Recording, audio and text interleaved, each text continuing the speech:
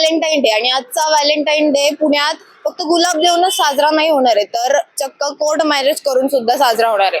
आज marriage registration office मध्ये तब्बल 35 जोडपी लग्नबंधनात अडकणार आहे. आणि विशेष म्हणजे या लग्नाची नोंदणी म्हणजे पूर्व नोंदणी जी असते त्यांनी ते 1.5 महिन्यापूर्वीच केली आहे. आणि आजकाल अवाढव्य खर्च किंवा लांबलचक विधी टाळून स्पेशल मॅरेज ऍक्ट अंतर्गत जे कायदेशीर लग्न आहे त्याला जास्त जोडपी प्रेफर करतात. म्हणजे कोर्ट मॅरेजला इथे जास्त महत्त्व दिलं जाते. आणि बऱ्याच कपल्सला असं वाटतं की आपलं लग्न हे व्हॅलेंटाईन्स डे दिवशी व्हावं, त्यामुळे ते आधीपासूनच यासाठी सगळी नोंदणी करत आहेत.